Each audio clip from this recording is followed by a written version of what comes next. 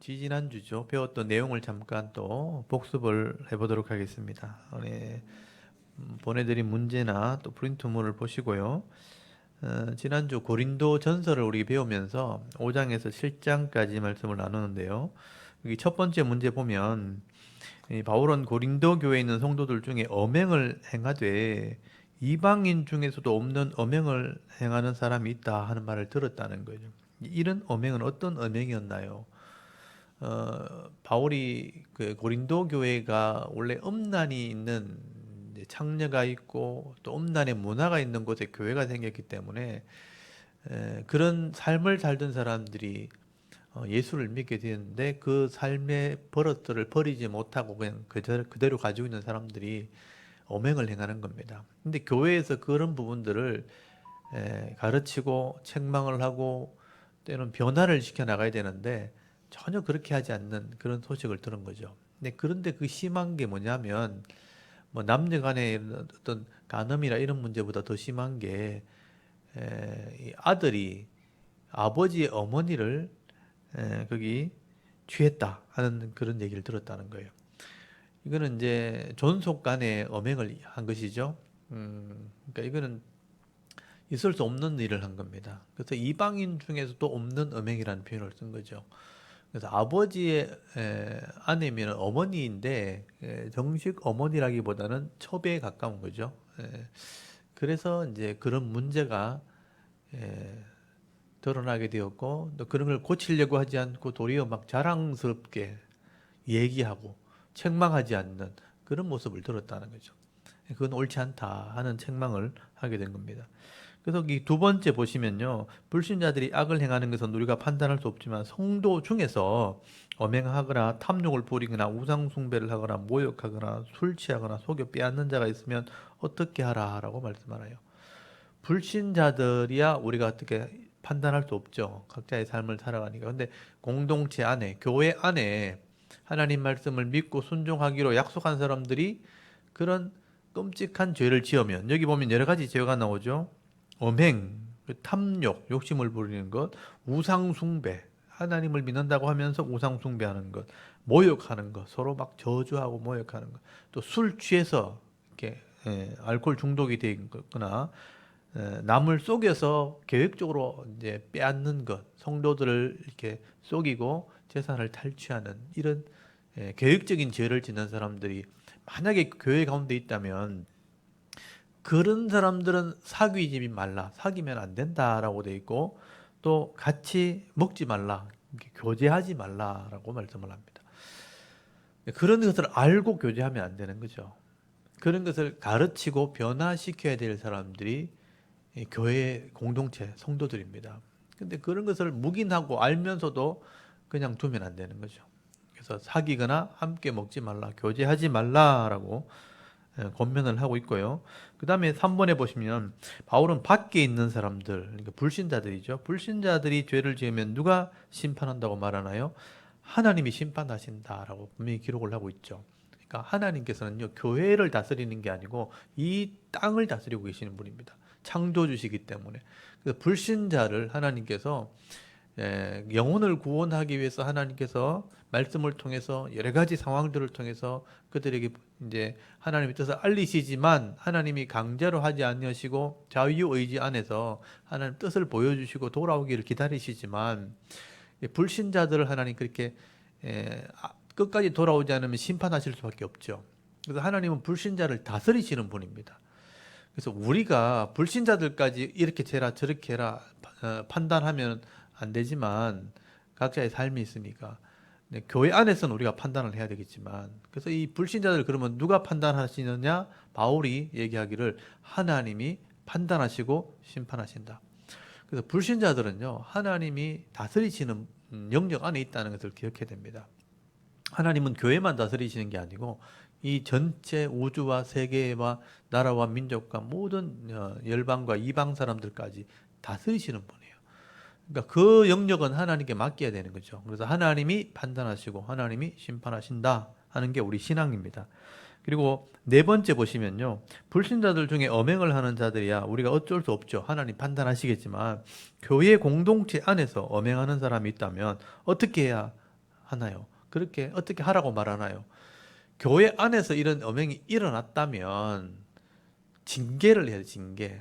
징계를 하는데 여기는 내쫓으라라는 표현을 썼죠. 출교시켜라. 이 징계의 단계 중에서는요, 여러 가지 단계가 있습니다. 이제 권면하고 말로 하고 그리고 징계를 할 때 예배에 참여하지 못하도록 하는 그런 수찬 정지라든지 여러 가지 징계 절차들이 있습니다. 그 최고의 절차가 뭐냐면 출교, 교회 안에 들어오지 못하도록 하는 거죠. 접근 금지 명령이죠. 세상 말로 하면 교회 안에 들어오지 못하도록.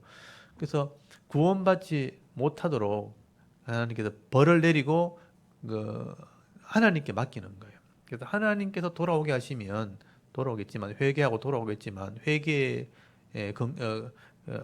어떤 모습이 없다면 출교가 제일 무서운 징계가 되는 거죠.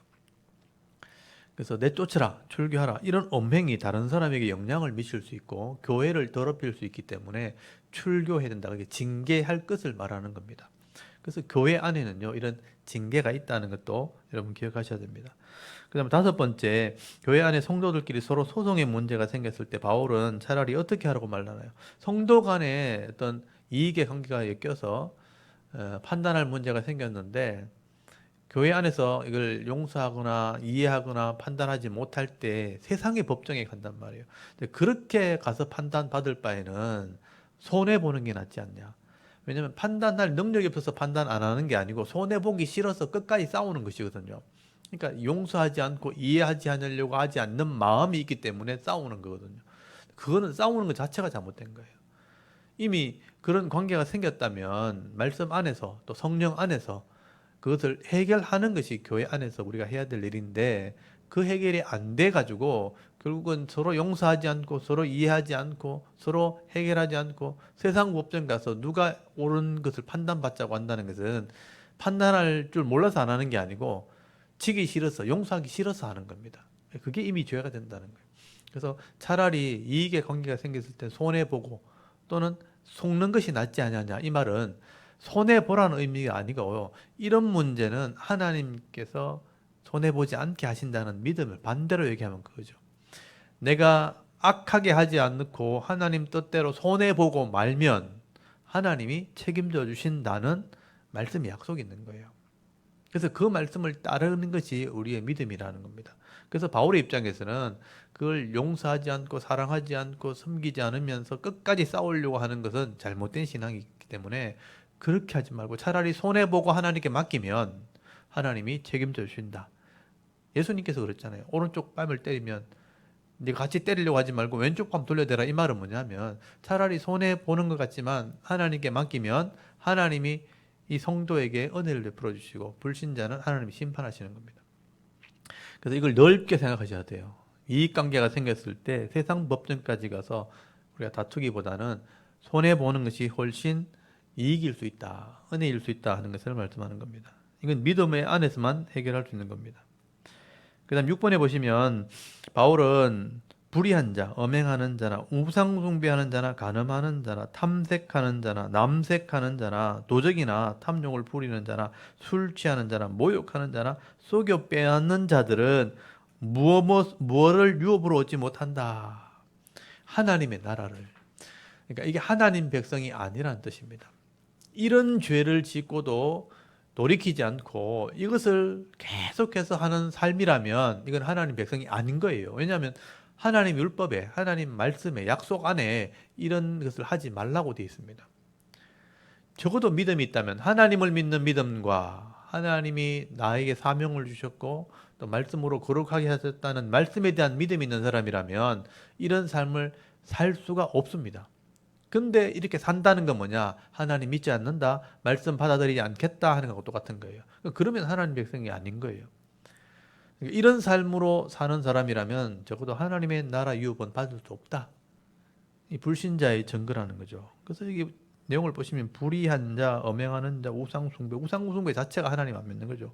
그게 나온 게 간음이고 탐욕이고 남색, 동성연애죠. 또 도덕, 훔치는 것, 탐욕을 부리는 것, 술 취해서 술에 매여 있는 것, 성령에 충만한 게 아니고 술에 충만한 거죠. 모욕하자 사람을 저주하는 거죠. 속여 빼앗는 것, 계획적인 범죄거든요. 이런 계획적인 범죄를 가졌다는 것은 하나님을 믿지 않는 겁니다. 이런 사람들은 하나님 나라를 유업을 받지 못한다. 그래서 이런 삶을 사는 사람이라도 말씀을 듣고 깨달아서 하나님을 믿을 때 회개하고 돌아오면 되는 거예요. 이런 삶이 잘못되었다는 것을 깨닫는 게 은혜인 겁니다. 근데 나는 뭐 영혼의 구원을 위해서 예수 믿으면 구원받아 천국 간다 하니까 교회는 왔는데 그런 삶을 내가 버리지 않겠다, 포기하지 않겠다, 그러면 하나님 백성이 될 수 없는 겁니다. 그래서 그런 삶이 잘못되었다는 것을 아는 것이 하나님 백성이 되는 겁니다. 그 다음에 7번째, 바울은 엄난에 빠지면 안 된다는 것을 비유로 설명을 합니다. 그러니까 몸이 엄난의 도구가 되면 안 된다는 그 얘기를 하고 있는 거예요. 그래서 음식과 자기 몸에 있는 배를 비유하죠. 음식은 배가 채워지기 위해서 음식이 들어가죠. 또 배는 음식이 들어올 수 있도록 이제 마련된 것이죠. 그래서 음식은 배를 위하고 배는 음식을 위한다 하고 비유를 하는 겁니다. 그처럼 우리 몸도 하나님이 우리 속에, 예수님이 우리 속에 들어와서 우리를 다스리는 것이 음식과 배의 원리와 같다는 거예요. 근데 주님이 내 몸이고 내 몸이 주님의 몸이 되는 것이 원리인데, 이 몸이 창녀와 합한다든지 음란의 도구로 쓰이는 것은 하나님이 원하는 게 아니다 하고 설명을 하는 겁니다. 그래서 몸은 음란을 위해 있지 않고 주를 위하여 있고 주는 몸을 위하여 있다.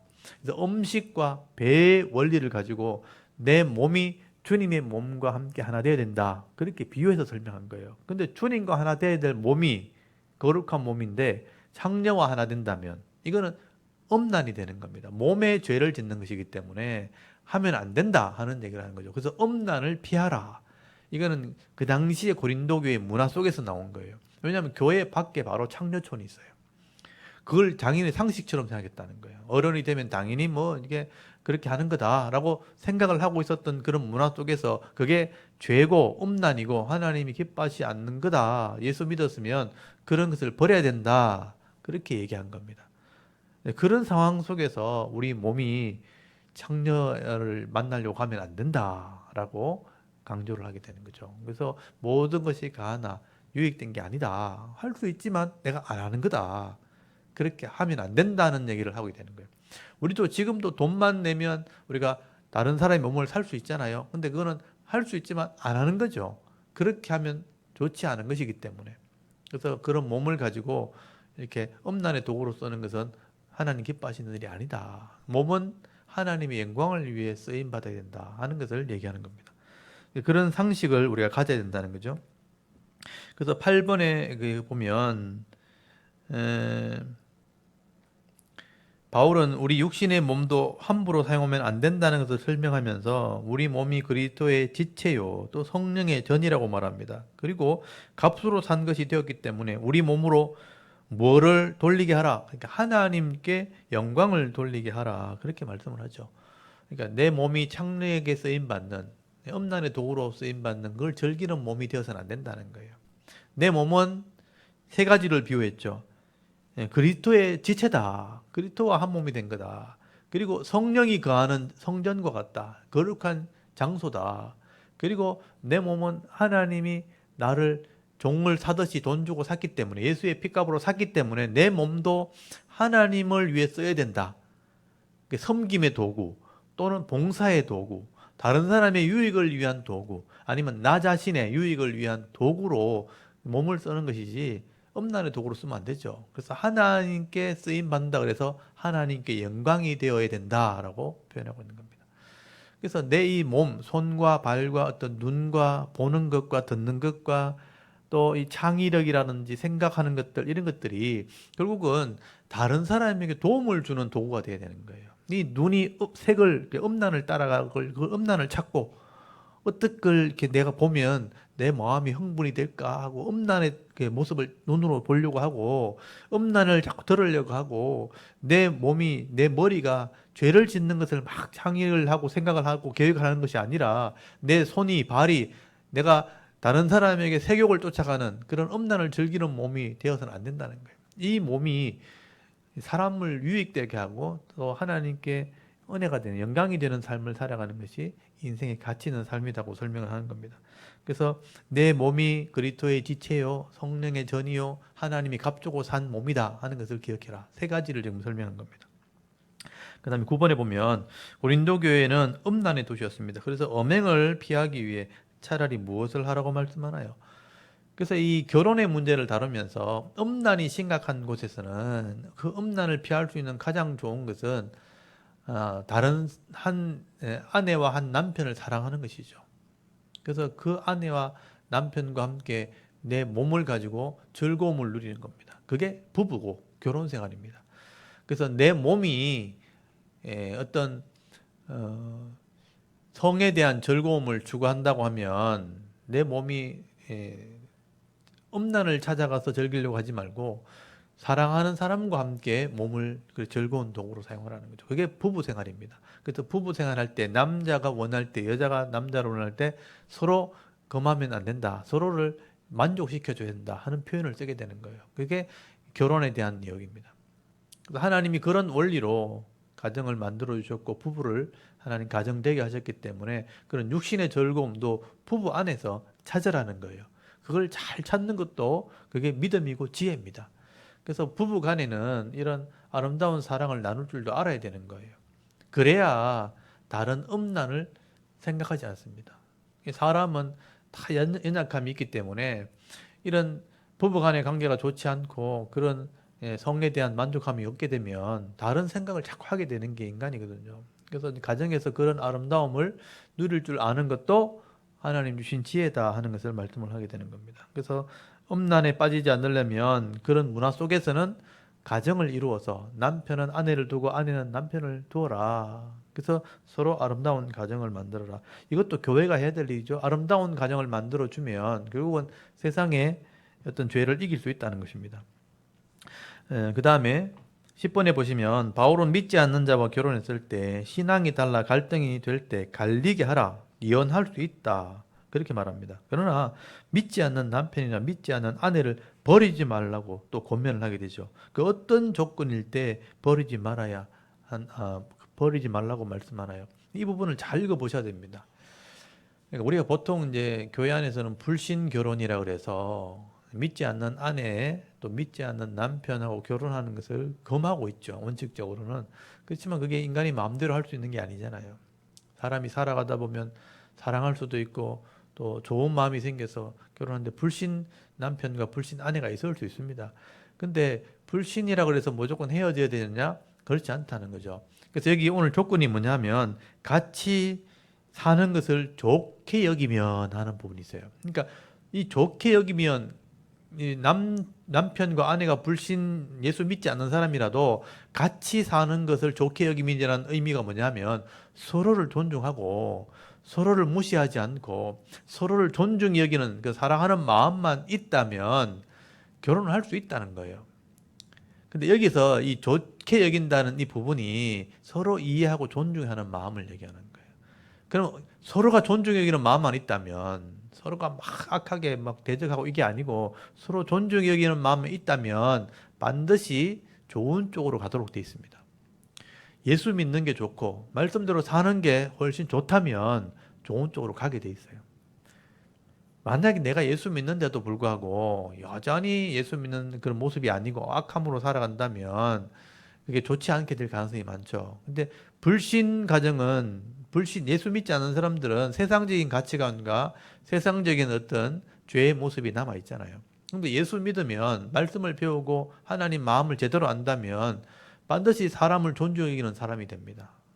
거룩한 삶을 살고 사람을 사랑할 줄 알고 섬길 줄 알고 좋은 모습으로 반드시 살아가도록 돼 있어요. 그렇다면 불신한 가정의 남편이나 아내가 이런 좋은 모습을 본다면 안 따라올 수가 없다는 거죠. 왜냐하면 자기는 악하고 자기는 죄를 짓고 자기는 이렇게 어긋난 길로 가려고 하는데 예수 믿는 아내나 예수 믿는 남편이 자꾸 권면하고 사랑하고 섬기면서 좋은 쪽으로 간다 하면 당연히 좋은 쪽으로 오죠. 그래서 오늘 본문에 보시면 믿지 않는 아내나 남편이 있을지라도 혹시 하나님 믿고 거룩해질 줄 수 있다. 그렇기 때문에 굳이 갈리지 말아라 그렇게 얘기하는 거예요. 그래서 불신 가정과 예수 믿을 때는 서로 존중 여기는 마음이 있는지를 보셔야 돼요. 끝까지 사랑하고 섬길 수 있는 그런 마음만 있다면 화합할 수 있고 예수 믿을 수 있는 겁니다. 그리고 신앙이 완전히 갈등이 되어서 더 이상 안 되면, 더 이상 존중이 이을 수 없는 관계가 되면 갈리라라고 돼 있거든요. 갈리라고 했지만 전제가 뭐냐면 하나님은 화평을 위해서 우리 결혼하게 하셨다. 하나님이 하나 되게 하려고 결혼했지 갈리게 하려고 결혼한 게 아니다. 그렇다면 여러분, 신앙이 달라서 나중에 갈라질 것 같으면 안 하는 게 맞죠. 신앙이 안 달라도 하나 될 줄 알고 결혼하는 거잖아요. 그 전에 미리 살피는 게 중요하죠. 신앙이 달랐을 때, 불신 결혼을 하려고 마음먹었을 때, 이 사람의 성품이나 이 사람의 마음이나 이렇게 보면서 살기를 좋아하고 또 정말 서로를 존중해 여길 수 있는 마음이 끝까지 가는 것을 확인해야 이제 결혼할 수 있는 거예요. 만약에 그것들 확인 못하고 신앙의 갈등이 생겼을 때 서로 막 대적하는 그런 관계가 되어지면요, 나중에 결국은 갈라서게 되는 거예요. 그래서 그걸 미리 살펴야 되는 겁니다. 그래서 불신 가정일 때 도저히 안 되면 갈라서야 되겠지만 하나님 화평을 위해서 부르셨기 때문에 잘 살펴서 하나 되는 쪽으로 가는 것이 좋다 하는 얘기를 하게 되는 겁니다. 근데 이런 부분은 정말 평생을 가야 되는 부분이기 때문에 신중해야 될 것을 우리가 생각을 해야 되는 겁니다. 그리고 이제 11번에 보시면 바울은 처녀들이나 혼자 된 사람들은 결혼하지 말고 혼자 살 것을 권면하게 됩니다. 그러나 이때 바울은 어떤 생각 때문에 혼자 사는 것이 좋다고 말했나요? 이게 이제 전제가 되어 있는 부분이 뭐냐면 임박한 종말론에 대한 신앙이죠. 그래서 임박한 종말 때문에 또는 이 종말의 기간이 단축되었기 때문에 라고 바울이 기록을 하고 있어요. 그러니까 이 고린도 전서를 쓸 때만 해도 바울은 자기 생전에 주님이 온다고 생각했어요. 그래서 이제 곧 주님 오실 텐데 굳이 결혼해가지고 서로를 막 섬기면서 하나님 일을 해야 될 시간을 뺏길 필요가 있겠는가 이런 생각을 했다는 거예요. 그렇다면 주님 오실 때까지 혼자서 헌신하면서 봉사하면서 정말 의미 있는 삶을 사는 것이 더 낫지 않겠는가 하는 고민을 하게 된 거예요. 그래서 주님 오심이라는 이 임박한 종말이 임했다는 그것을 믿었기 때문에 그 당시에는 그런 생각을 한 겁니다. 바울이 만약에 임박한 종말론에 주님 오실 때가 아직 멀었다고 생각했다면 아름다운 가정을 이루라고 그렇게 설교를 했겠죠. 편지를 썼을 겁니다. 근데 이제 곧 주님 온다는 것 때문에 혼자 사는 것도 생각해 볼 수 있다. 그렇게 이제 고민한 거예요. 그래서 이 부분을 전제를 하고 종말에 대한 신앙이 있다는 것을 알고 이렇게 썼다는 것을 여러분 이해하셔야 됩니다. 정말 주님 위해서 일하는 것이 가치가 있고 복음을 전하는 것이 내게 그게 사명이고 그래서 나는 이것만을 위해서 평생을 살아야 되겠다 하고 결심을 했다면 결혼하는 문제가 생기면 아내를 챙겨야 되죠. 자식이 생기면 자식 챙겨야 되죠. 그 생활을 위해서 미래를 또 설계해야 되죠. 많은 부분에 시간을 할애해야 되거든요. 그래서 이런 부분까지도 주님이 일을 하는데 내가 이걸 이렇게 하면 안 되겠다고 생각되면 이제 독신을 사는 거죠.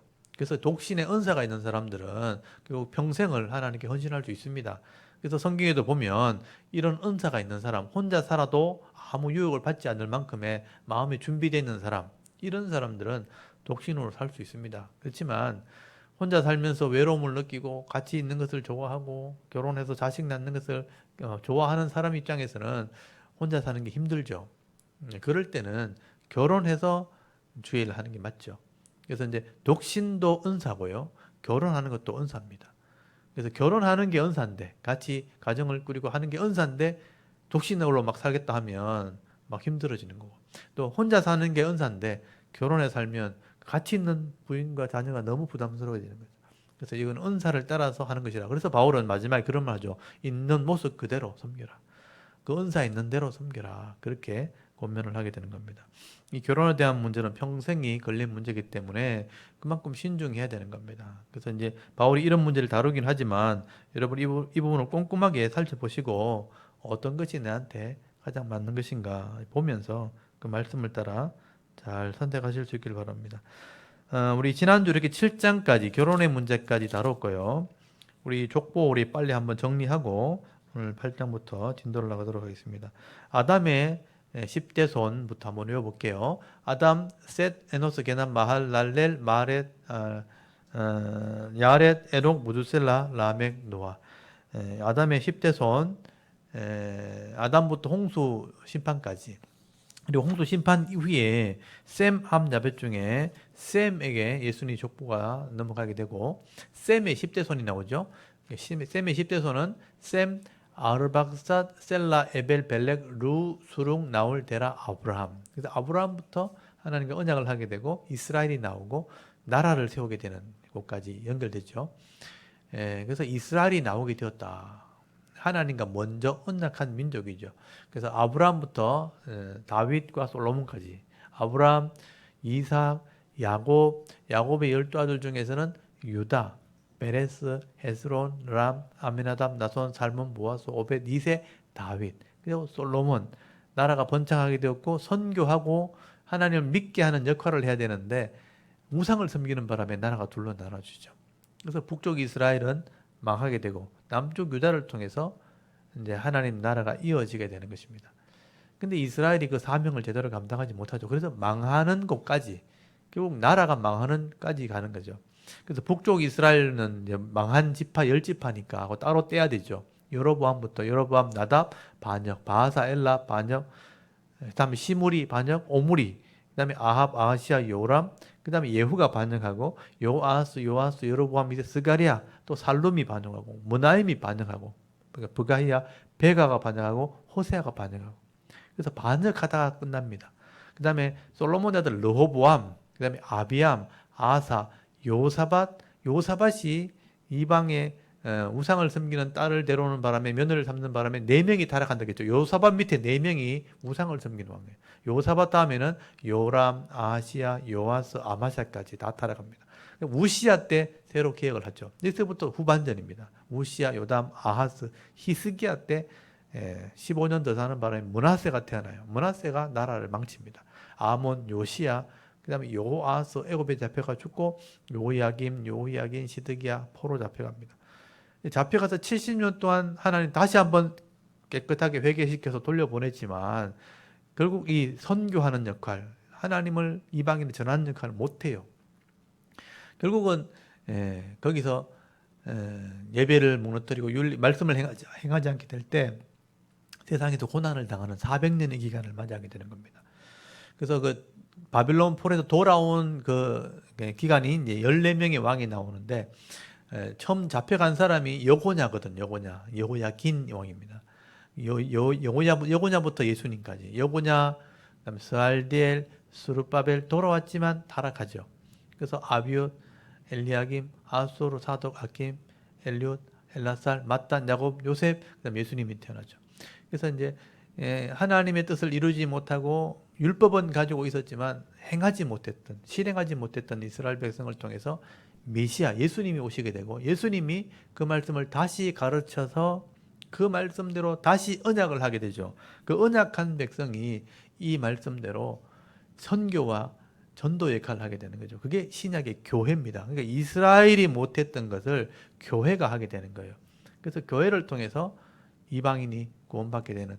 그래서 이 복음을 하나님의 구원 방법을 구원 계획을 다 듣고 깨닫고 돌아오는 사람은 결국은 하나님 백성 되게 하시고 구원하시겠지만 돌아오지 않는 자들은 하나님이 결국 심판하실 수밖에 없다 하는 게 이 성경 전체의 역사입니다.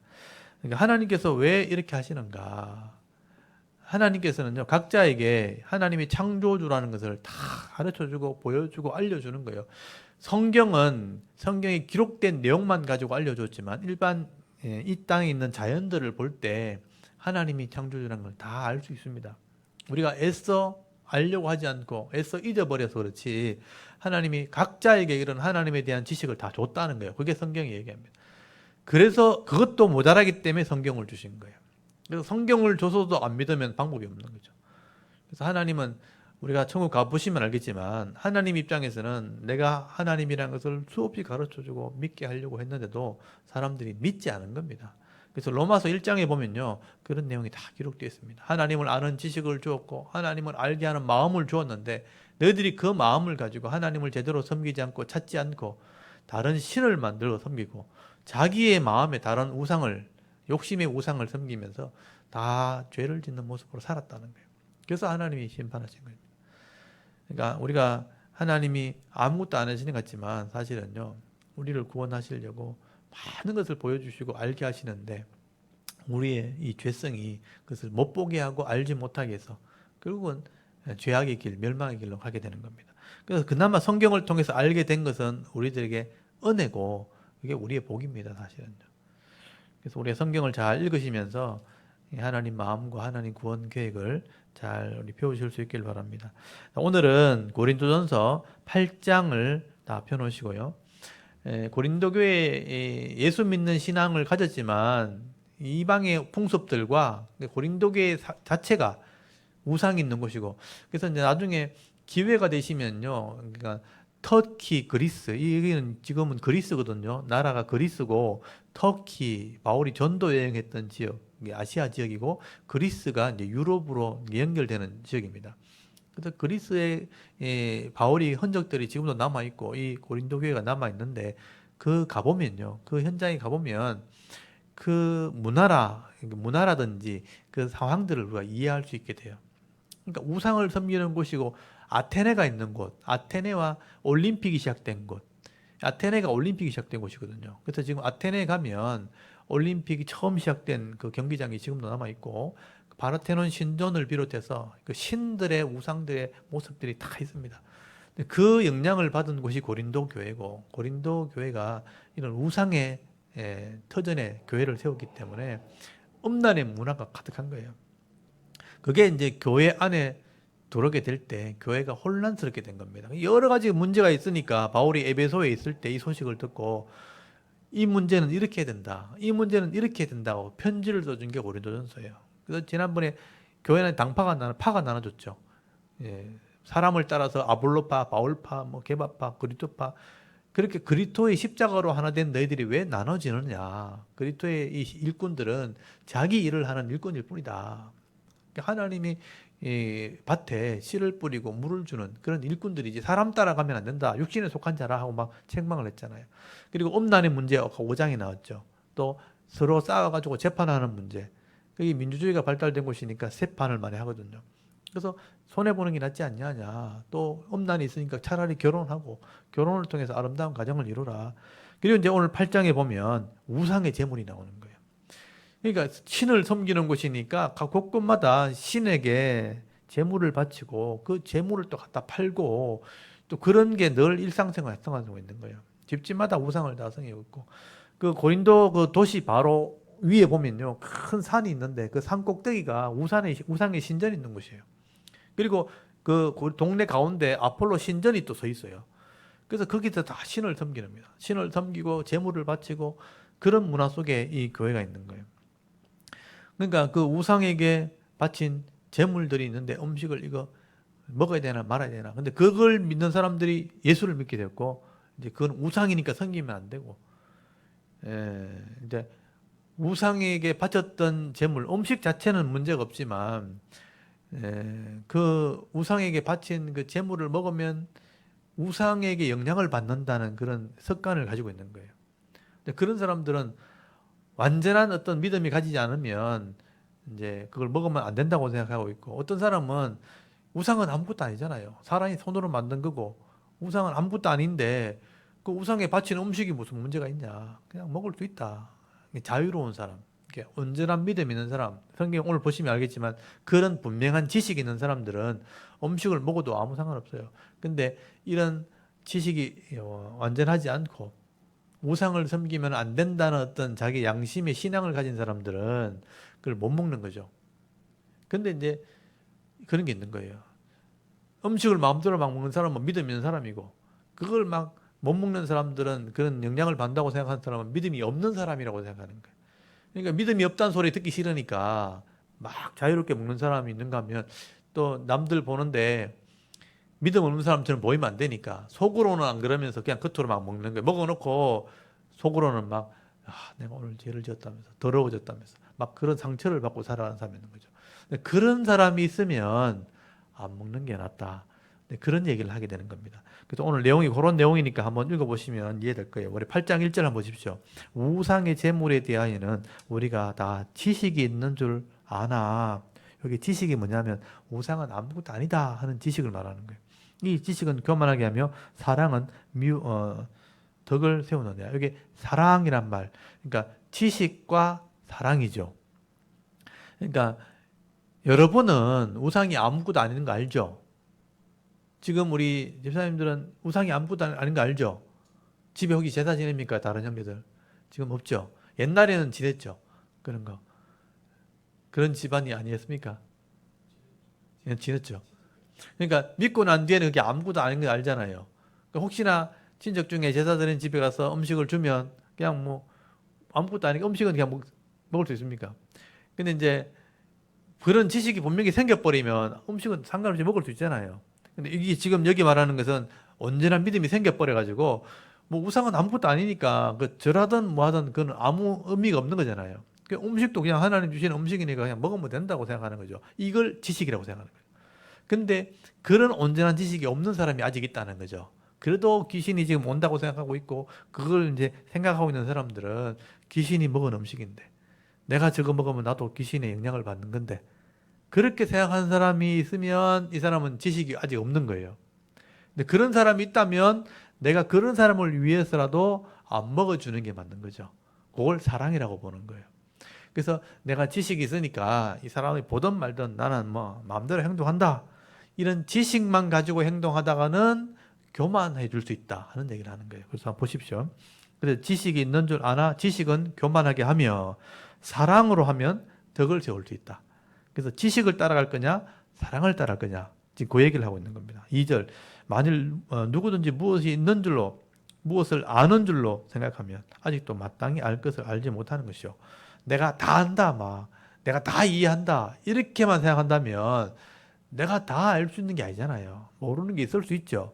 다 안다고 생각하다가는 내가 교만해질 수 있다. 3절에 누구든지 하나님을 사랑하면 그 사람은 하나님도 알아주시느니라. 그렇지만 내가 다 이해를 못하고 있지만 연약한 사람, 잘 모르는 사람을 위해서 내가 이렇게 삶을 살려고 하면 그게 사랑인 거예요. 사랑하면 하나님도 그 사람 알아준다. 그래서 지식을 따라갈 거냐 사랑을 따라갈 거냐 그 얘기를 지금 두 가지 합니다. 4절에 그러므로 이렇게 설명해 놔놓고 그러므로 그렇다면 우상의 제물을 먹는 일에 대하여는 하고 얘기하는 거예요. 우리가 우상은 세상에 아무것도 아니며 또한 하나님은 한 분밖에 없는 줄 아느나 이게 여러분이 믿는 거죠. 우상은 아무것도 아니죠. 사람이 손으로 만든 거고 실제로는 아무것도 없어요. 사람들 그걸 믿고 자기 스스로 신앙을 따라가는 것뿐이죠. 아무것도 아니고 진짜 신은 하나님밖에 없죠. 그게 우리 신앙입니다. 그게 지식이기도 하고 5절에 비록 하늘이나 땅이나 신이라 불리는 자가 있어 많은 신과 많은 주가 있으나 사람이 만든 많은 신들이 있지만 6절에 그러나 우리에게는 우리 성도는 한 하나님 곧 아버지가 계시니 만물이 그에게서 났고 우리도 그를 위하여 있고 또한 우리 주 예수 그리스도께서 계시니 만물이 그로 말미암아 우리에게로 우리도 그로 말미암아 있느니라. 그러니까 만물이 그로 말미암고 우리도 그로 말미암느니라. 그러니까 우리가 믿는 분은 하나님과 예수 그리스도가 있다는 거예요. 이게 지식이죠. 그래서 7절 그러나 이 지식은 이 하나님을 믿는 지식과 예수를 믿는 지식은 모든 사람에게 있는 것이 아니므로 그러니까 다 이런 믿음을 다 가지고 있는 게 아니라는 거예요. 어떤 일은 지금까지 우상에 대한 습관이 있어 우상의 제물로 알고 먹는 거로 그들의 양심이 약하여지고 더러워지느니라. 이게 약한 사람들인 거예요. 이런 분명한 지식이 있으면 좋겠는데 아직 예수 믿는 지 얼마 안 된 사람들은 그냥 옛날 습관 그대로 있는 거예요. 우상을 섬기면 귀신이 온다고 믿고 있다는 거 아직도. 그런 사람이 있다는 거예요. 있을 수 있다는 거죠. 그게 아직 약한 사람들이에요. 그래서 우상의 제물은 자기 아버지가 돌아가셔서 제사를 드리면 자기 아버지 영혼이 온다고 믿고 있는 거예요. 그 귀신들이 그 손댄 거는 우리가 손대면 안 된다. 막 이런 생각을 가지고 있는 거죠. 그래서 모르고 먹어버리면 내가 오늘 큰일 났다. 이런 마음을 품고 있는 거예요. 양심의 상처를 받는다는 거죠. 아직 믿음이 약한 자가 있다 이 말이죠. 예수 믿는 사람 중에 있을 수 있죠. 이런 사람이 있을 때 8절 음식은 우리를 하나님 앞에 내세우지 못하나니 우리가 먹지 않는다고 해서 더 못 사는 것도 아니고 먹는다고 해서 더 잘 사는 것도 아니에요. 음식 자체는 아무 문제 없죠. 9절 그런즉 너희의 자유가 내가 믿음이 있으니까 난 먹어도 괜찮다. 이건 내 자유죠. 내 권한이기도 하고. 근데 이 자유란 말이 사실 권한이란 말이에요. 그래서 3절 3볼 보면 권리라고 돼 있어요. 예수 믿으니까 나 이 음식 먹어도 괜찮아. 맞죠? 우리 지식이잖아요. 뭐 귀신이 어디 있어? 그냥 음식이지. 내가 그럼 뭘 권위도 있고 자유도 있잖아. 그게 이런 나는 자유가 있지만 믿음이 약한 자에게는 걸려 넘어지게 하는 것이 되지 않도록 조심해야 돼. 믿음이 약한 사람이 있다는 거예요. 아직 이런 지식이 없어가지고 귀신이 저기 온다고 믿는 사람이 있다는 거예요. 그런 사람이 옆에 있으면 사랑으로 이 사람 사랑하는 마음으로 내 자유도 조금 내려놔야 된다는 거죠. 이해되시죠? 그렇게 해야 되는 거죠. 근데 10절 지식이 있는 네가 우상의 집에 앉아 먹는 것을 누구든지 보면 믿음이 약한 자들이 양심이 담력이 얻어서 양심이 담력을 얻어 우상의 제물을 먹지 않겠느냐. 자기가 믿음이 약한데 약한 게 보이기 싫은 거예요. 그러니까 믿음 있는 사람들이 우상의 제물 앞에서 막 난 괜찮다 먹고 있을 때 옆에 앉아라 했는데 내가 못 먹는다 하면 좀 그렇잖아요. 그래서 믿음이 없다는 소리 듣기 싫으니까 속으로는 막 안 좋은데 믿음 있는 척 하려고 담력이 생겨가지고 같이 먹어본다는 거예요. 그러면 이 사람 실족시키는 거예요. 그래서 믿음 있는 사람은 그걸 좀 살펴야 된다. 이 사람 믿음이 없으면 내가 같이 안 먹어줘야죠.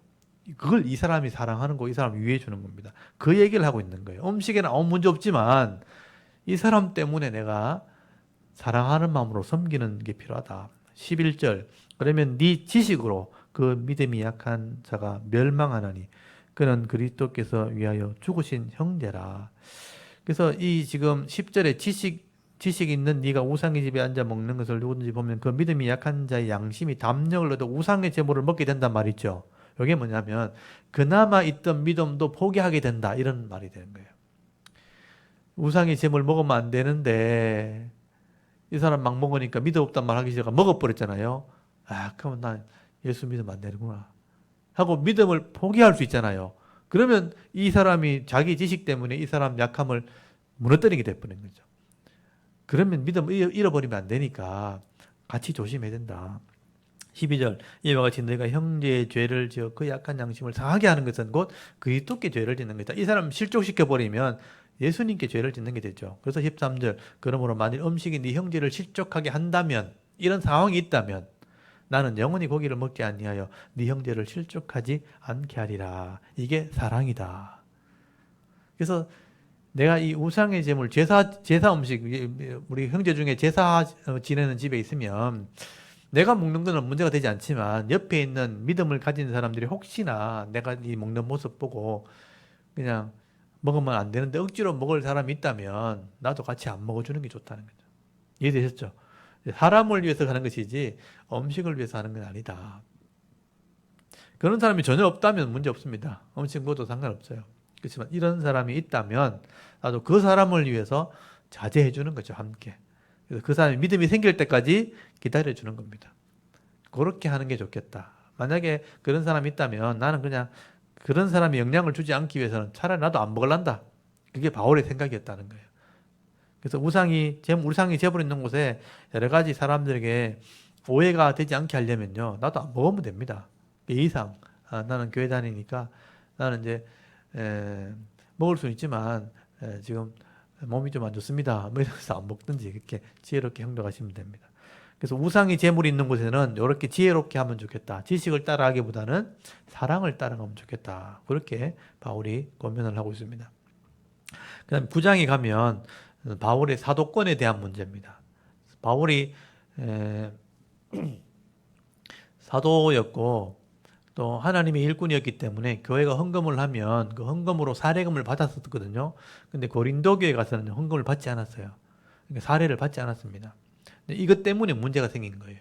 그래서 9장의 배경이 뭐냐면 바울이 헌금을 가지고 사례를 받지 않으니까 바울은 사도가 아닌가 보다. 저 사람은 자격이 안 돼가지고 사례금을 안 받는가 보다. 그렇게 막 소문을 낸 거예요. 그래서 바울이 여기 9장 3절 보면 나를 비판하는 자들에게 변명할 것이다. 나를 비판하는 사람이 있는 거예요. 저 사람 사도 아니다. 그게 전제예요. 그래서 바울은 사역자들은 당연히 헌금을 가지고 사례를 받는 게 맞죠. 레위인들이 11조를 받아서 생활했던 것처럼 그 원리를 설명하는 겁니다. 그래서 이제 9장 1절에 보면 내가 자유인이 아니냐, 사도가 아니냐 하는 얘기를 하죠. 내가 사도다. 예수 우리 주를 보지 못하였느냐? 주 안에서 행한 나의 일이 너희가 아니냐? 다른 사람들에게는 내가 사도가 아닐지라도 너희에게는 사도이니 나의 사도됨을 주 안에서 인친 것이 너희라. 내가 너희들 교회를 세워서 말씀을 가르쳤고 말씀을 가르쳐서 복음을 전함으로 교회가 되었다면 내가 사역자 아니냐? 내가 하나님의 일꾼이고 예수님의 제자고 사역자로서 말씀을 전한 것이기 때문에 적어도 너희는 내가 사도라는 것을 인정해야 된다. 그런데 그 중에 사례금을 안 받는다고 바울이 사도가 아니라고 하는 사람이 나왔다는 거예요. 그 당시에 이제 아까도 제가 했지만 아테네에 가면 철학자들이 있습니다. 철학자들은요 변론하기를 굉장히 좋아해요. 그래서 논제를 이렇게 얘기해 놓고 그 논제를 가지고 발표도 하고 막 이렇게 합니다. 변사들이 나오면요 사람들을 모아놓고 토론도 하고 또 설교도 하고 이제 변론을 하는 거예요. 그럴 때 이 변사들이요 사례금을 받습니다. 그 사람들 이렇게 청중들을 모아놓으면 이 초청된 변사가 가면 사례금을 받거든요. 그게 예의거든요 그 당시에. 근데 그런 사례금을 받듯이 바울은 교회에 가면 사례금을 당연히 받아야 되는데 즉 자기가 이제 어떤 대가를 받는 것처럼 변사들이 대가 받는 것처럼 그렇게 할까봐 복음을 전한 곳에 가서는 바울이 개인적으로 장막을 만드는 일을 했기 때문에 이 물질에는 부족함이 없었어요. 부족함이 없었기 때문에 개인적으로 일을 하면서 교회에 피해를 입히지 않으려고 사례금을 일부러 안 받는 거죠. 나는 변사가 아니고 값없이 복음을 전하는 자다. 그렇게 강조하려고 사례금을 안 받은 거거든요. 근데 그 부분을 이해한 사람도 있었는데 어떤 한편에서는 믿음이 없는 사람들은 이해를 못한 거죠. 저 사람은 사례를 안 받는 거 보니까 자격이 안 되는가 보다 하는 기준을 가진 거예요. 그래서 이제 사도가 아니다고 변론을 하니까 바울이 이 편지를 쓴 거예요. 이 내용이 그런 내용입니다. 한번 보십시오. 거기 3절 보십시오. 나를 비판하는 자들. 이 사람이 문제죠. 결국 믿음이 없는 사람이고 세상적인 관점으로 바울을 비판하는 사람이죠. 나를 비판하는 자들에게 변명할 것이 이것이니 설명하려고 내가 하는 거다. 4절 우리가 먹고 마실 권리가 없겠느냐? 그러니까 먹고 마시는 이 생활비를 받을 권리가 있다는 거예요. 사도이기 때문에. 5절 우리가 다른 사도들과 주의 형제들과 게바와 같이 믿음의 자매된 아내를 데리고 다닐 권리가 없겠느냐? 그러니까 가족들을 부양할 어떤 사례금을 받을 권리가 있다는 거죠. 6절에 어찌 나와 바나바만 일하지 아니할 권리가 있겠느냐? 그러니까 바나바하고 둘이가 이제 사례금을 안 받았다는 거예요. 7절 누가 자기 비용으로 군복무를 하겠느냐? 그래서 군대를 비유하는 이거 비유로 설명하죠. 군대 가는 사람이 누가 월급을 안 받냐? 나라에서 지급하는 월급 받고 군복무하지. 그다음에 포도를 심고 그 열매를 먹지 않겠느냐? 농부가 포도를 심으면 자기 밭에 포도 따먹지 자기가 자기 값을 먹는 거잖아요. 또 양떼를 기르고 그 양떼 젖을 먹지 않겠느냐? 양을 키운 사람은 자기 양떼 젖을 짜서 먹죠. 왜 안 먹겠느냐? 다 먹죠. 군대 일하면 나라의 봉급을 받고 포도를 심으면 포도를 내가 따서 먹고 양을 키우면 젖을 내가 먹는 거 당연한 거 아니냐. 세 가지 비유를 하죠. 8절에 내가 사람의 예대로 이것을 말하느냐. 율법도 사람의 비유로 하면 이렇게 설명할 수 있지만 율법도 얘기한다는 거죠. 율법도 이것을 말하지 아니하느냐. 모세 율법에 곡식을 밟아 뜨는 소에게 망을 주지 말라 기록하였으니 하나님께서 어찌 소를 위하여 염려하심이냐. 율법에 보면 그 기억이라고 되어 있고요. 밑에 보시면 신명기 25장 4절이라고 되어 있죠. 밭에서 일하는 소는 밭에 그 곡식을 먹을 자격이 되는 거예요. 그래서 망을 씌우면 안 돼요. 입에다가. 먹을 수 있도록 자유를 준다는 거예요. 대가를 준다는 거예요. 그게 소만 위한 거냐? 사례를 받을 수 있는 사역자를 보고 한 말이다 라고 비유로 설명하는 겁니다. 10절에 오로지 우리를 위하여 말씀하시면 아니냐? 과연 우리를 위하여 기록된 것이니 밭 가는 자는 소망을 가지고 밭을 갈며 곡식 떠는 자는 함께 얻을 소망을 가지고 떠는 것이라. 농사 짓는 사람은 씨를 뿌리는 이유가 수고하는 이유가 양식을 얻기 때문에 하는 거다. 추수하는 즐거움이 있기 때문에 하는 거다. 사역자들도 사례를 받아야 생활할 수 있는 기쁨이 있기 때문에 하는 거다. 12절에 다른 이들도 너에게 이런 권리를 가졌거든 하물며 우리 일까 보냐. 나도 그런 권한이 있다는 거예요. 그러나 우리가 이 권리를 쓰지 아니하고 범사에 참는 것은 이게 이제 설명이죠. 그런 권리가 있지만 바울은 일부러 그렇게 하지 않았다는 거죠. 그래서 참았다. 참는 것은 받지 않은 것은 그리스도의 복음에 아무 장애가 없게 하려 합니다. 복음을 위해서 그랬겠다는 거죠. 성전에 일하는 이런 성전에서 나는 것을 먹으며 재단에서 섬기는 이런 재단과 함께 나누는 것을 내가 알지 못하느냐? 제사장도 레위인들도 성소에 일하고 살해를 받는 거예요. 11조를 받고 재물을 먹고 삽니다.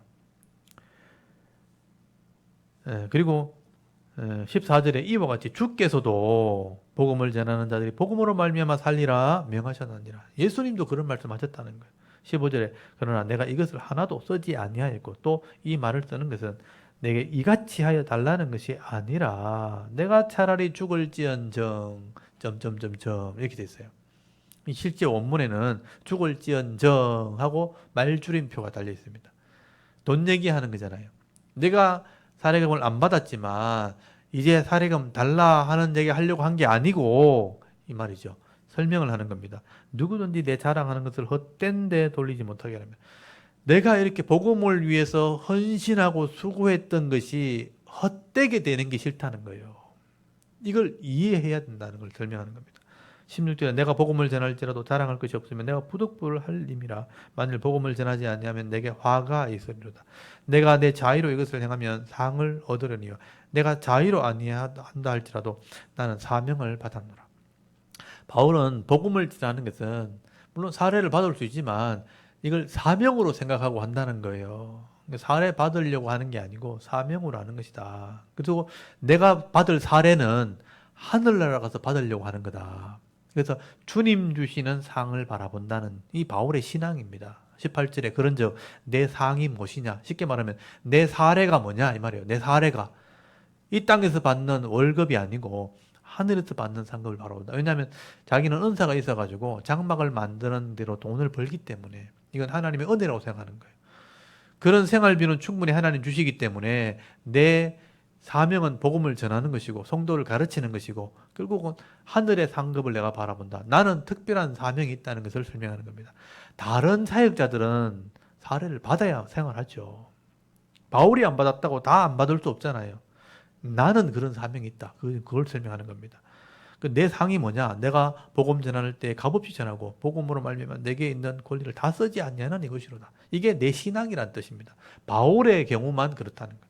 내가 살해받지 않는 것이 이게 내가 받을 상급이라고 생각한다. 하나님의 칭찬이라고 생각한다. 그래서 19절에 내가 모든 사람에게 자유로우나 스스로 모든 사람에게 종이 된 것은 더 많은 사람을 얻고자 함이라. 그래서 스스로 종이 되어서 많은 사람들에게 그러니까 여러분 사례를 받으면 그 교회에 매여 있어야 되는 거예요. 왜냐하면 이 교회에 사례를 받으니까 이 교회에 사역을 해야 되잖아요. 근데 이게 사례 받지 않으면 내가 다른 곳에 갈 수 있는 거예요.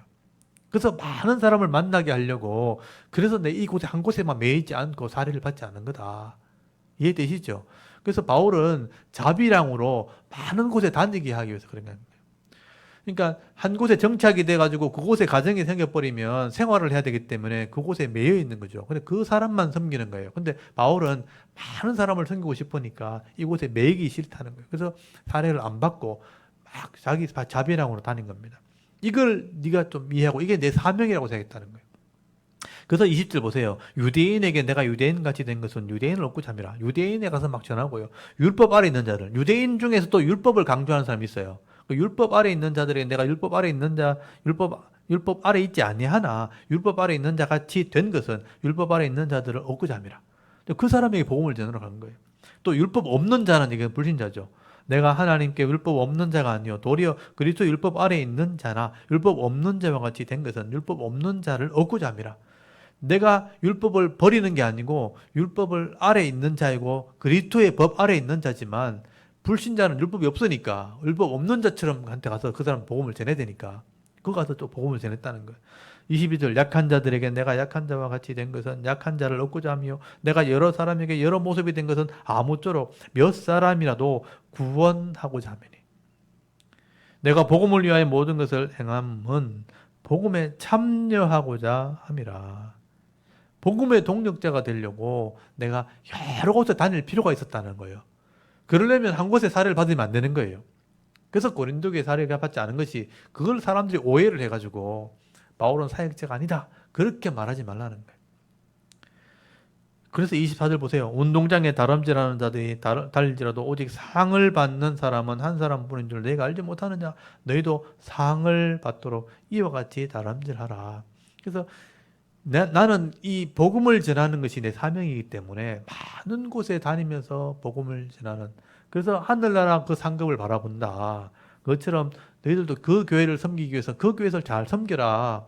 25절 이기기를 다투는 자마다 모든 일에 절제하나니 그들은 승리자의 관을 얻고자 하되 우리는 떡지 아니할 것을 얻고자 하노라. 그러므로 나는 다름질하기를 향방 없는 것 같이 아니하고 싸우기를 허공을 치는 것 같이 아니하며 내 몸을 쳐 복종하게 하면 내가 남에게 전파한 후에 자신이 도리어 버림을 당할까 두려워함이로다. 그래서 바울은 이런 사령을 받고 안정된 자리에서 그냥 일할 수도 있지만 그거를 내려놓고 막 다른 곳에 다니면서 복음을 전하려고 사례를 안 받은 거예요. 그게 쉽지 않은 일이거든요. 그래서 그걸 위해서 지금 달려가는 거다. 내 자신을 쳐서 막 복종시키면서 그래 막 달려가는 거다. 나도 안정되게 하고 싶고 쉽게 목회하고 싶은데 내 사명이 그것이기 때문에 이렇게 하는 거다. 그래서 바울이 사도가 아니라고 그렇게 하는 말, 사례금을 안 받는다고 비판하는, 그런 비판하면 안 된다 하는 얘기를 하게 되는 거죠. 바울의 개인적인 안타까움이죠. 네, 그런 자기의 사명을 그렇게 설명하고 있는 겁니다. 그래서 바울이 이 고린도 교회에만 사례금을 받지 못하고 여러 곳에 복음을 전하는 이유가 내 사명이기 때문에 그것을 위해 내가 달려간다 하는 얘기를 하고 있는 것입니다. 네, 그걸 이제 반대로 뒤집으면 우리는 한 교회에 머물러 있는 성도라면 이 교회를 위해서 다람쥐를 해야 되는 거죠. 이 교회를 세우기 위해서 또 많은 사람들을 이 교회에 와서 말씀을 배울 수 있도록 섬기고 또 알리고 전도하고 선교하는 일에 다람쥐를 해야 되는 거죠. 자신을 져서 복종시키면서.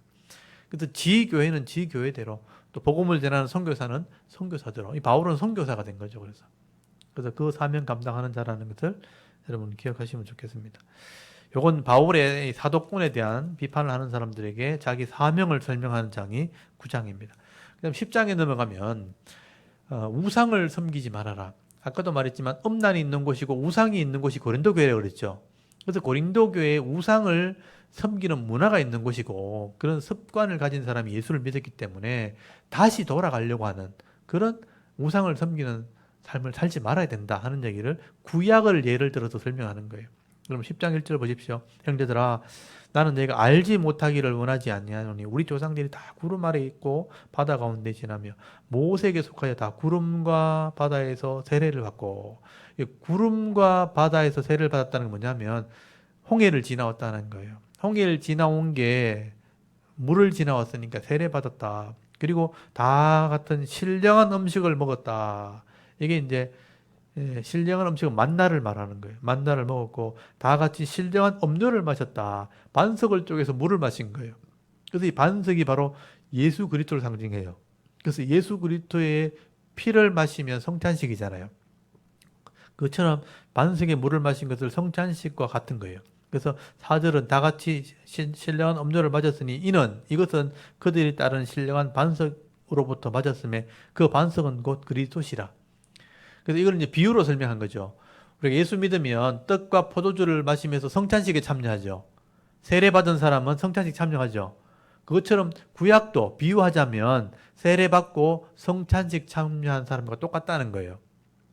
물을 지났고 떡을 먹었고 반석에 물을 마셨으니까 그리스도의 물을 마셨으니까 이게 성찬식에 참여한 거다 똑같다. 그렇다면 하나님 말씀을 순종하는 삶을 살아야 되죠.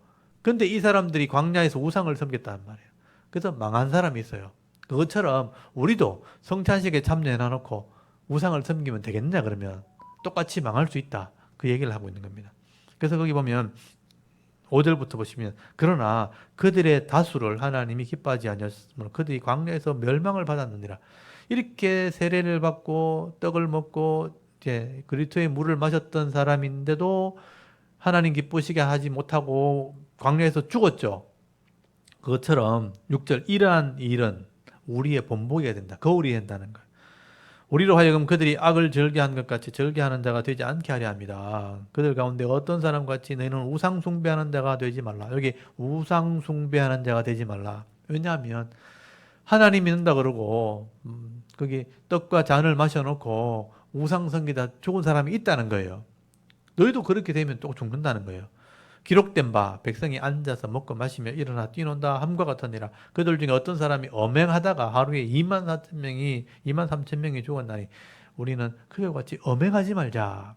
여기 우리는 그들과 같이 엄행하지 말자. 지금 비유로 설명하고 있죠. 9절에 그들 가운데 어떤 사람이 주를 시험하다가 뱀에게 멸망하였나니 우리는 그들과 같이 시험하지 말자. 그들 가운데 어떤 사람은 원망하다가 멸망시키는 자에게 멸망하였나니 너희는 그들과 같이 원망하지 말라. 그들에게 일어난 이런 일은 본보기 거울이 되어서 또한 말세를 만난 우리를 깨우치기 위하여 기록되었느니라. 우리 구약을 보면서 그렇게 이해를 했다는 거죠. 홍해를 지나왔고 만나를 먹었고 반석을 쪼개 물을 마셨던 사람은 하나님을 알고 언약한 백성인데 우상숭배다 죽었잖아요. 원망하다 죽었잖아요. 또 시험하다 죽었잖아요. 그렇다면 우리는 그렇게 하면 안 된다는 거예요. 그들이 죽은 걸 봤다면 우리도 죽을 수 있다. 그러니까 우리는 우상을 섬기면 밖에 나가면 우상을 섬기는 곳이 있고 또 우상을 섬기다 보면 엄난을 하게 되고 엄행을 하다 보면 막 책망을 할 때 하나님 원망하고 불평할 수 있다는 거죠. 그렇게 하면 같이 죽을 수 있다는 거예요. 그러니까 구약을 봤다면 우리의 본보기가 되는 거다. 그래서 12절 보십시오. 그런즉 선줄로 생각하는 자는 내가 다 됐다, 내가 다 한다 이렇게 생각하면 안 되는 거죠. 선줄로 생각하는 자는 넘어질까 조심하라. 내가 사람이 감당할 시험 밖에는 너희 감당할 것이 없나니 오직 하나님 미쁘시사 너희가 감당하지 못할 시험 당함을 허락하지 아니하시고 시험 당할 점 또한 피할 길을 내사 너희로 능히 감당하게 하시느니라. 그래서 어려운 일 생겼다 예수 믿다가 어려운 일 생기잖아요. 그러면 하나님 막 원망하지 말라는 거예요. 길이 있다는 거예요. 하나님 알고 계신다는 거예요. 그리고 내가 막 예수 믿다가 막 이렇게 고통을 당하고 어려운 일 생겼을 때 시험 들지 말라는 거예요. 하나님 앞에 시험하라고 그렇게 하지 말라는 거예요. 하나님께 길이 있다. 그래서 내게 감당할 시험만 주신다는 믿음을 가져야 된다는 거죠. 그래서 하나님께 묻고 기도하고 이렇게 우상을 따라가거나 또 죄의 길을 가지 말고 하나님께 기도하면 하나님 다 길을 열어주신다는 거예요. 그래서 선줄로 생각한 자는 넘어질까 조심하고 어려움 생겼을 때 감당하지 못할 시험은 주시지 않는다 하고 하나님께 맡기라는 겁니다. 그러면 하나님이 이기게 하신다는 겁니다. 14절 보십시오. 그런즉 내 사랑하는 자들아 우상 숭배하는 일을 피하라. 하나님 내 기도 안 들어주고 하나님 응답 없다 그러면서 시험하면서 옛날 내 섬기던 신으로 돌아가야지 이렇게 하지 말라는 거예요. 우상 섬기지 마라. 우상은 아무것도 아니다는 거죠. 15절 나는 지혜 있는 자들에게 말함과 같이 하노니 너희는 내가 이러는 말을 스스로 판단하라. 우리가 축복하는 바 축복의 잔은 그리스도의 피에 참여함이 아니며 우리가 떼는 떡은 그리스도의 몸에 참여함이 아니냐. 이게 성찬식이죠. 그래서 이 초대교회에서는요 매일 성찬식을 했어요. 잊어버리지 않으려고. 떡을 먹고 잔을 마시면서 우리는 하나님 말씀을 행하는 사람입니다 하고 매일 약속을 했다고요. 근데 그렇게 해놔놓고 힘들다고 내가 기도 응답이 없다면서 우상 섬기는 자리에 또 간다면 그건 이제 망하는 길이 된다는 겁니다. 그래서 17절 보십시오. 떡이 하나요 많은 우리가 한 몸이니 이는 우리가 다 한 떡에 참여함이라. 육신을 따라 난 이스라엘을 보라. 제물을 먹는 자들이 제단에 참여하는 자들이 아니냐. 그러즉 내가 무엇을 말하느냐. 우상의 제물은 무엇이며 우상은 무엇이냐. 무릇 이방인이 제사하는 것은 귀신에게 하는 것이요 하나님께 제사하는 것이 아니니 나는 너희가 귀신과 교제하는 자가 되기를 원하지 아니하노라. 우상 자체는 사람이 만든 거 아무것도 아니죠. 근데 우상 뒤에 있는 영적인 존재가 있다는 거예요. 그게 귀신입니다. 그 귀신에게 우상에게 절을 하지만 우상 믿는 사람들이 사실은 귀신에게 절하는 거예요. 그래서 음식을 나눠 먹고 귀신에게 바쳤던 그 음식을 나눠 먹고 이렇게 하는 것은 음복한다 이렇게 얘기하잖아요. 그러니까 귀신과 교제하는 게 되는 거예요. 한번 보십시오. 내가 아버지 제사다, 할아버지 제사다 그러면 사실은 할아버지가 앉아있는 게 귀신이 앉아있단 말이에요. 우리 음식을 차려놓은 건 음식은 상관없지만 그 귀신 앞에 절을 하고 자기 자녀들, 아들, 손자 다 데리고 와가지고 따라해. 2번 절해 말이 한단 말이에요. 그리고 이 조상님께 바친 거니까 우리 나눠 먹자 하고 나눠 먹단 말이에요. 음복하고. 그러면 이 음식을 먹으면서 그냥 주는 게 아니고 우리가 아버님한테 이렇게 음식을 바쳤던 거니까 우리가 가족이니까 나눠 먹는 거다 하고 나눈단 말이에요. 그러면 그게 아버지를 섬기는 게 아니고 귀신을 섬기는 게 되는 거예요. 근데 그런 신앙을 배우는 게 되는 거예요. 그럼 이 아버님 돌아가시면 그 아들이 또 그걸 하는 거예요. 또 손자들 불러놓고 와가지고 우리가 이렇게 같이 한 가족이다 그러면서 나눠 먹는 거예요. 그게 귀신을 전수하는 거예요. 우리는 귀신을 섬기는 집안이다 이렇게 하는 거예요. 근데 우리가 그런 자리에 가서는 그 자리에 귀신을 섬긴다는 마음으로 앉아 있으면 안 되죠. 가족이라도. 그래서 우리는 그 자리에 참여하면 안 되는 겁니다. 그러니까 이 상황은 예수 믿는 사람이라고 성찬식을 참여하고 해놔놓고 내가 신앙생활 하는 게 잘 안 된다, 힘들다 할 때, 저기 가면 잘 되려나? 하고 그 가서 또 같이 또 음식 먹고 예배 드리고 제사 드리고 이렇게 하면 안 된다는 거예요. 그러니까 여기도 예배 드리고 저기도 예배 드리고 하는 그런 신앙은 잘못된 거다.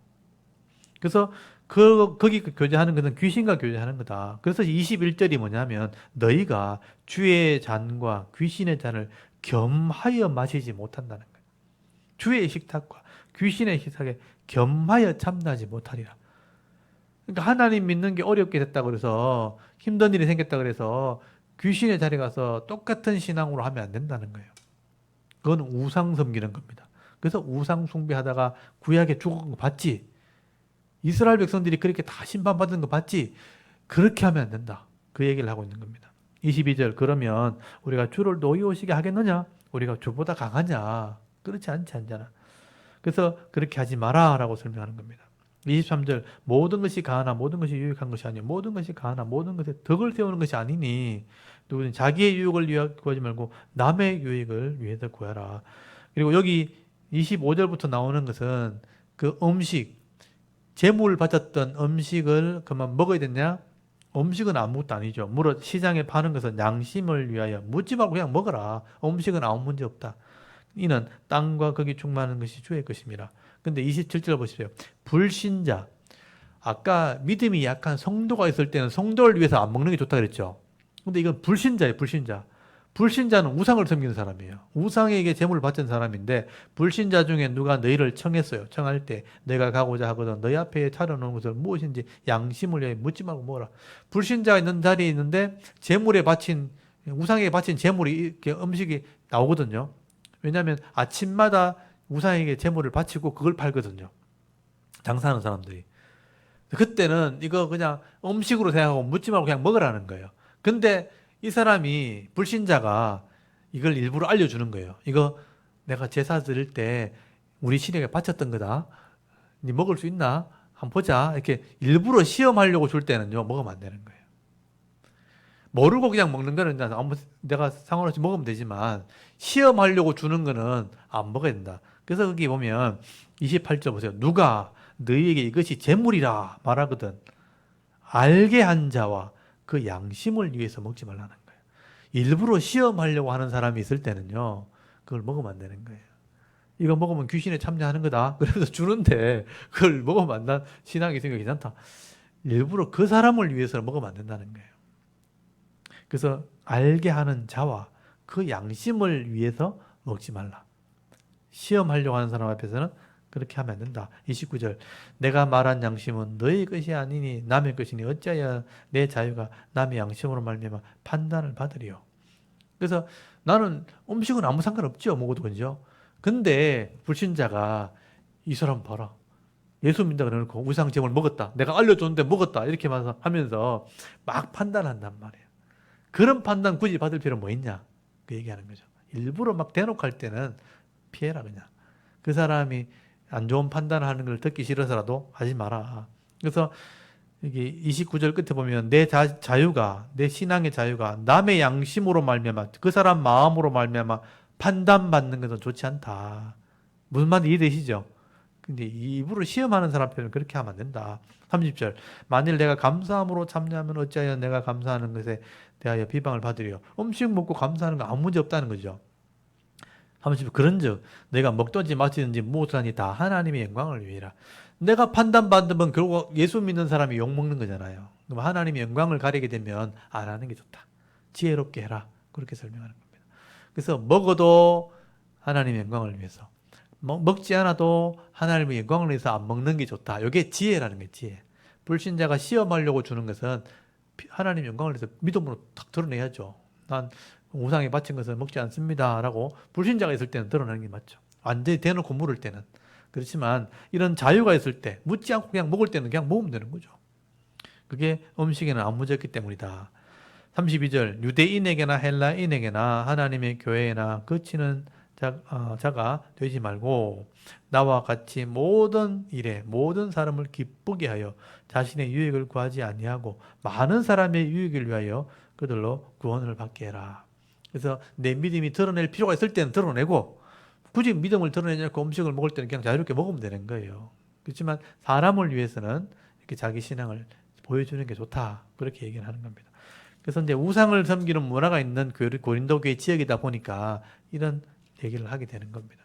근데 우리는 이제 조상을 섬기는 또 그런 문화가 있는 나라이기 때문에 이것도 잘 읽어보시고 그 집안마다 이런 부분을 드러내야 될지 아니면 자유롭게 할지를 잘 선택하시되, 다른 사람을 위해서 내 자신을 드러내는 것이 좋다. 하나님의 영광을 위해서 그렇게 하라. 그렇게 말씀을 하고 있는 겁니다. 그리고 11장에 넘어가면 이 교회 전통의 문제가 나옵니다. 여러분 11장에 보면 이것도 하나의 전제가 좀 있어야 되는 게, 그 당시에 그 유럽 그리스라든지 로마라든지 이런 문화가 있어요. 문화가 있는데 뭐냐면 어떤 권위에 대한 문화가 있어요. 여자의 권위는 남자에게 있는 거예요. 남자의 권위는 예수 그리스도께 있어요. 예수 그리스도의 권위는 하나님께 있는 겁니다. 그래서 이제 요 문화를 좀 알고 있어야 되는데요. 우리가 권위 아래에 있다는 것을 이렇게 머리에 쓰는 걸로 표현을, 수건을 쓰면 여자가 내 위에 누가 있다 하는 것을 나타내는 것이고요. 또 이 남자의 경우에도 이제 머리에 쓰는 것은 그리스도의 권위 아래에 있다는 걸 나타내는 거예요. 근데 공회, 이런 예배 자리에 모였을 때는 설교하는 사람 있죠. 기도하는 사람은 남자 같은 경우는 모자를 벗어야 돼요. 왜냐하면 내 위에 그리스도가 있기 때문에. 다른 게 내 위에 있다고 나타내면 안 되는 거죠. 남자는 이걸 벗어야 돼요. 근데 여자는 남자 밑에 있기 때문에 수건을 써야 되는 거예요. 요거는 문화가 있는 거죠. 그래서 요걸 잘 보시면 됩니다. 그래서 거기 11장 1절에 내가 그리스도를 본받는 자가 된 것 같이 너희도 나를 본받는 자가, 요거는 위에 붙어야 되는 거예요. 그러니까 음식을 위해서 이렇게 자유롭게 하지만 하나님의 영광을 위해 살아라. 그처럼 나를 본받는 자가, 이렇게 하고 나서 2절에 단락이 나눠지죠. 2절부터는 권위에 대한 문제. 너희가 모든 일에 나를 기억하고 또 내가 너에게 전하여 준 대로 그 전통을 내가 지킴으로 너희는 너희를 칭찬하노라. 어떤 전통이 있다는 거죠. 3절에 그러나 나는 너희가 알기를 원하노니 각 남자의 머리는 그리스도요 여자의 머리는 남자요 그리스도의 머리는 하나님이시라. 이게 권위라는 거죠. 근데 4절 요거 잘 보십시오. 무릇 남자로서 머리에 무엇을 쓰고 기도나 예언을 하는 자는 그 머리를 욕되게 하는 것이요. 그러니까 남자가 기도할 때, 공회에서 기도할 때, 저처럼 이렇게 나와서 설교할 때는 머리에 뭘 쓰면 안 되는 거예요. 예수님이 내 위에 있기 때문에 이걸 쓰면 안 돼요. 다른 것을 쓰면 예수님 말고 다른 권위가 내게 있다는 것이 되기 때문에 예수님께 욕하는 거나 마찬가지예요. 그래서 남자는 이걸 벗어야 되는 거예요. 근데 5절에 여자는 머리에 쓴 것을 벗고 기도나 예언하는 자는 그 머리를 욕되게 하는 것이니 이는 머리를 민 것과 다름이 없으라. 여자는 남자의 고려 안에 있기 때문에 공에 모일 때는 수건을 써야 돼요. 이게 전통이에요. 남자는 앞에 나와서 기도할 때 예언할 때는 머리를 쓰면 안 되고 여자는 머리에 쓰고 있어야 한다. 그게 전통인데 6절 만일 여자가 머리를 가리지 않는 것은 깎은 것이요 만일 깎거나 미는 것은 여자에게 부끄러움이 되거든 가릴지니라. 여자는 머리에 수건이 있어야 되고 그게 안 하려면 머리를 길러야 되는 거예요. 그리고 7절 남자는 하나님의 형상과 영광이니 그 머리를 마땅히 가리지 않거니와 여자는 남자의 영광이니라.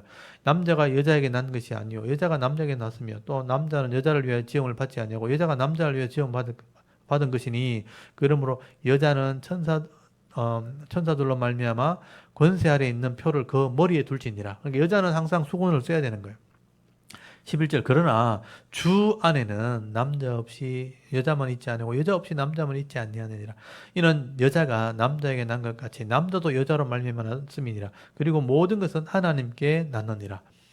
네, 근데 이게 이제 전통인데 잘못하면 남자의 권위주의가 되죠.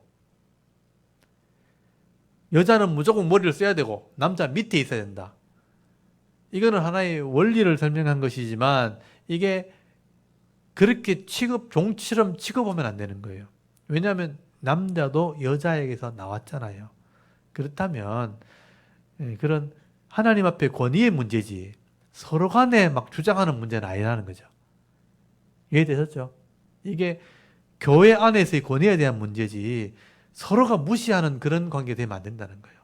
남자도 여자도 서로 존중히 여기되 하나님 앞에서 권위를 그렇게 표현하는 것뿐이다. 그걸 설명하고 있는 거예요. 그리고 11절에 너는 스스로 판단하라. 여자가 머리를 가리지 않고 하나님께 기도하는 것이 마땅하냐?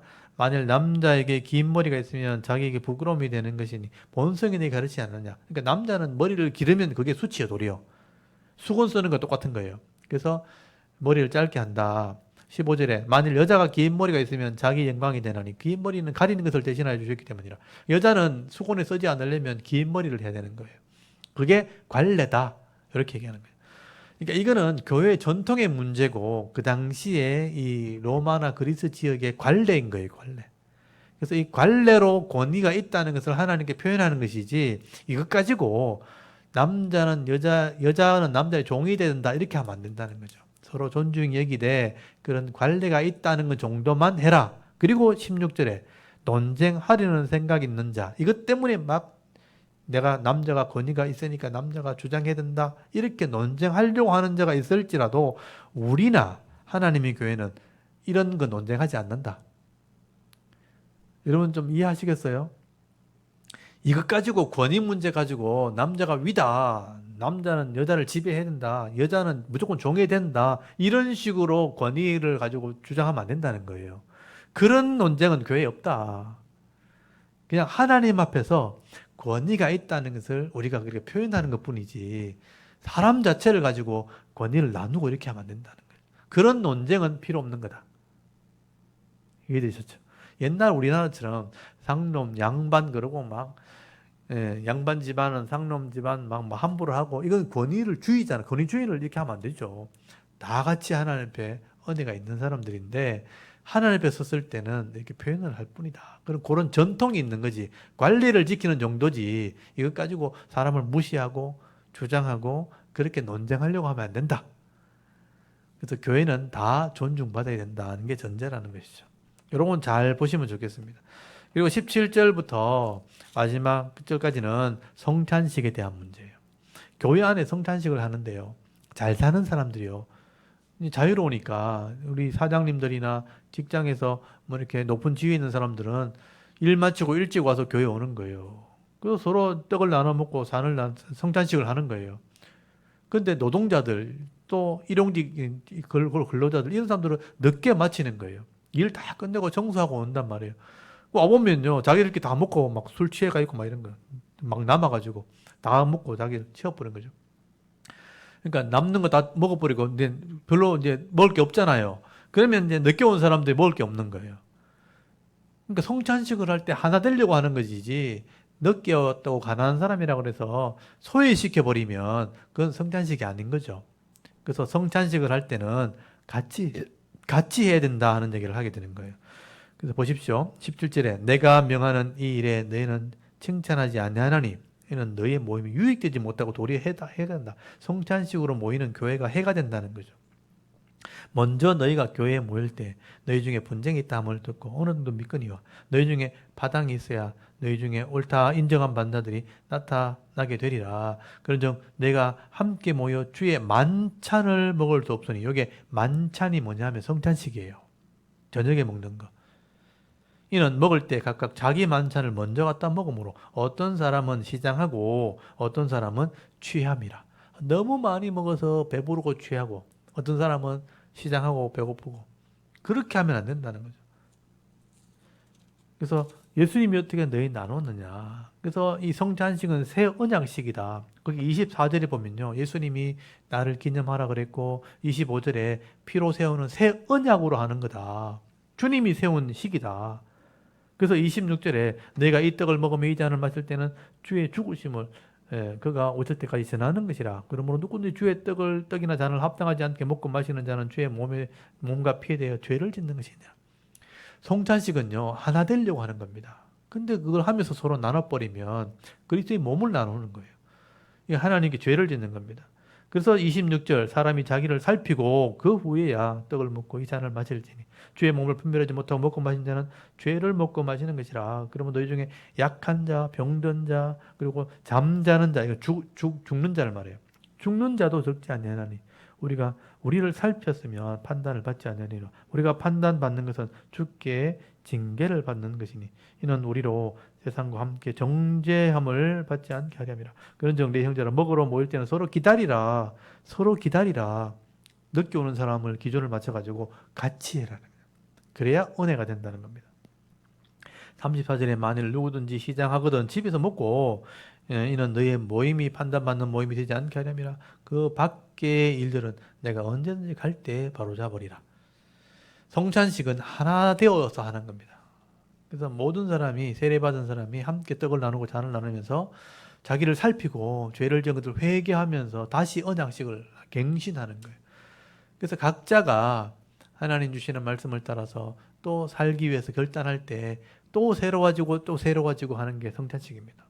그래서 우리 성찬식은 자주 하면 좋지만 우리가 자주는 못하지만 1년에 한 2번 정도는 보통 합니다. 그래서 전반기, 하반기 이렇게 하거든요. 부활절 기준으로 또 추수감사주일 기준으로 이렇게 한 번씩 하는데 그때 교회가 또 자신을 돌아보고 이렇게 하는 거죠. 그래서 같이 참여해라. 그때는 매일 했기 때문에 이렇게 서로 나누는 것을 원하지 않는다라고 말씀하는 겁니다. 여기 보면 11장 아까 18절 19절에 너희들이 분쟁이 있고 파가 나눠져 있는데 이걸 당연하게 여기는 사람이 있었다 하는 요 사람들이 문제인 거죠. 교회를 나누어 가지고 잘 사는 사람, 못 사는 사람, 많이 배운 사람, 못 배운 사람 뭐 이렇게 나눈다는 거예요. 그래서 나눠 가지고 자기들끼리 하는 이 성찬식은 성찬식이 아닌 거죠.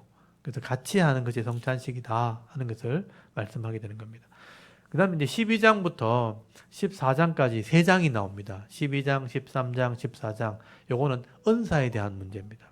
이 은사에 대한 문제는 좀 복잡한 문제고 또 다양한 어떤 내용이 나오기 때문에 요거는 다음에 제가 다루도록 하겠습니다.